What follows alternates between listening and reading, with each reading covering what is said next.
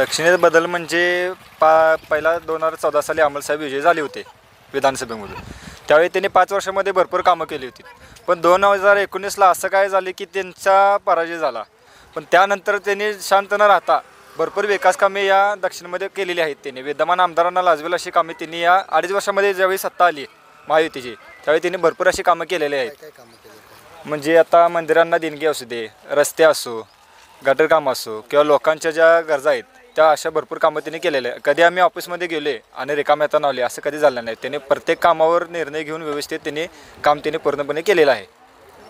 आणि आता ज्या योजना आलेल्या आहेत त्या लोकांपर्यंत भरपूर अशा त्यांनी पोहोचवल्यात.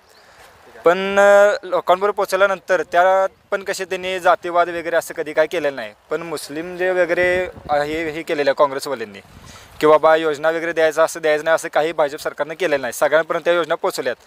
पण विरोधी पक्ष असे आहेत की त्यांनी असं म्हणजे जातीमध्ये वाद तेढ निर्माण करणं अशी जी कामं केलेली आहेत त्यांनी. तर त्यांना माझं एकच सांगणं आहे की महायुती सरकारने जात भेद कधीही बघितलेला नाही. सगळ्यांपर्यंत सगळ्या योजना सगळी कामं दिलेली आहेत.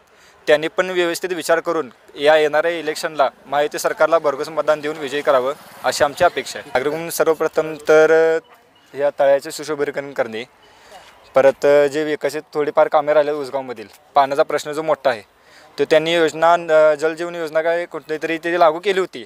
पण त्यानंतर ते आमदार नाही झाले त्यामुळे ती योजना अजून थांबलेली आहे. आल्यानंतर त्यांनी आश्वासन आता दिले की 1.5-2 वर्षात ती पूर्ण योजना करून देऊ. परत रोजगार माझ्या आता आमच्या एरियामधले BCA MCA झालेले असे 7-8 विद्यार्थी आहेत. त्यांना IT पार्कचं म्हणजे आश्वासन दिलं होतं 2021 ते आत्ताच्या विद्यमान आमदारांनी ते त्यांनी पूर्ण केलेलं नाही. तेव्हा त्यांना इथून ते रोजगारासाठी पुण्याला जावं लागतं घरदार सोडून. तसं नव्हता ते इथं IT पार्क त्यांनी निर्माण करावं अमोल साहेबांनी आणि इथं आपल्या लोकांना रोजगार द्यावा अशी आमची अपेक्षा आहे.